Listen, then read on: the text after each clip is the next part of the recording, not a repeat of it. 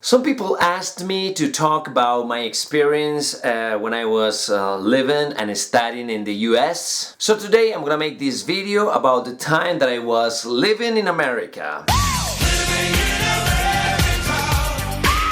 Back in 2007, I had the coolest job ever. I was a radio DJ, I was making good money, and I was very comfortable in my country, Colombia.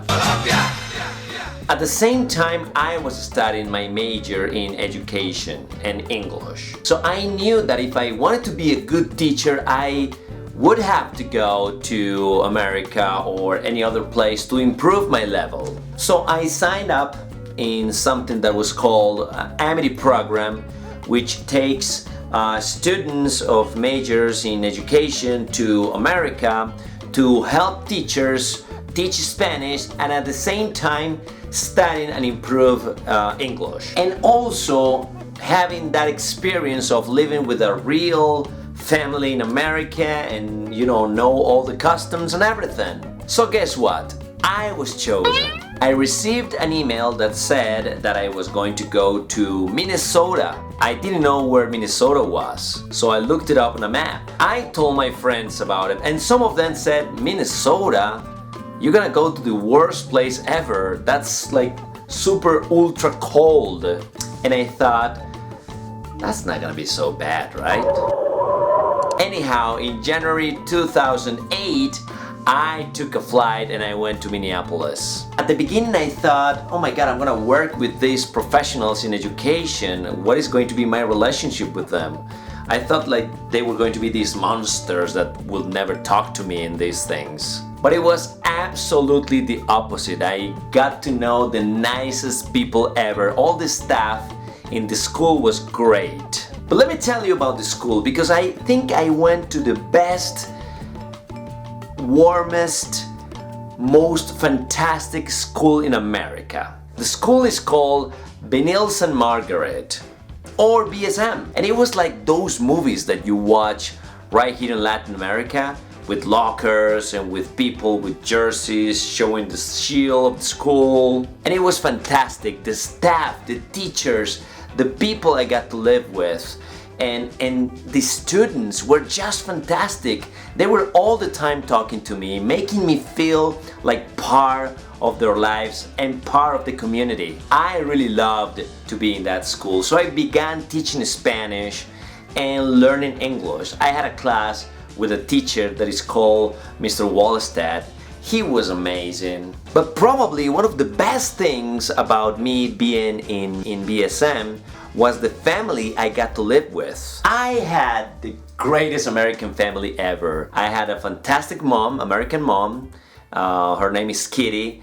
I had a great dad, and pretty much I have to say thank you to Jim, because he was the one that one day said, you should upload your classes on the internet. So I thought, yeah, that's a good idea. I'm gonna make this happen. I'm gonna create a YouTube channel. So all this, all my subscribers, everything you know is because of Jim Thomas. Should I send him a check or something? Of course not. They were fantastic with me. They took me everywhere. They took me to ski. They took me to an NBA basketball game. They took me to many other places. Every second that I spent there in St. Paul, Minnesota, was just fantastic. I never felt bad or misplaced or anything, because all the time the people at school, the students, and my family were taking care of me and just very, very concerned about me having a good time and being comfortable. So I was not only learning English, but I was also living the experience of the American culture. I do remember one time that I didn't feel so comfortable. I remember that I was in the cafeteria having lunch and I saw a bunch of kids throwing food at each other. So, within a second, everybody was throwing food. So I saw that and I felt bad, like, why are these guys doing this? But the good thing about that story is that at the end, when it was about my time to come back to Colombia, There was a big event to say goodbye to the school year, and they gave me the opportunity to talk to everybody, to say goodbye and read a speech that I had written. In fact, I still have the very same paper that I used that day to create my speech. So obviously in that speech I said thank you very much to everybody, to Kitty, Jim, Natalie, my sister, and Alex, my other sister, and to everybody. But I thought, I should say something about that food fight. So I did. I am going to read specifically the part of my speech that I read that day in which I talked about that moment. Now, I hope you learned something from me. I know it's a tradition here, but please do not have more food fights.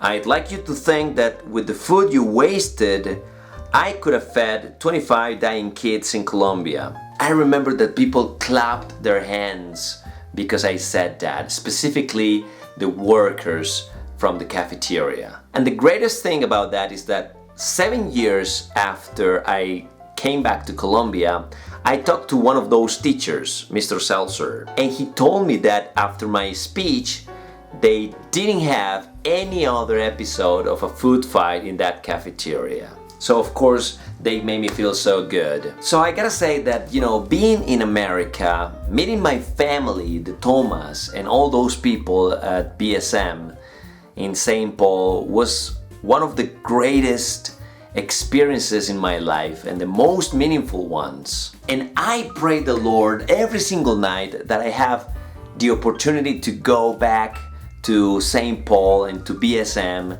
and say hello to my family and hug them again and just walk through those classrooms and that school and say hello to everybody there in that school who still work there and tell them, thank you very much, because you really transformed my life and made me a better person and a better professional. So that's it. That's a little bit about my experience living in America and being part of the community of the Red Knights at BSM.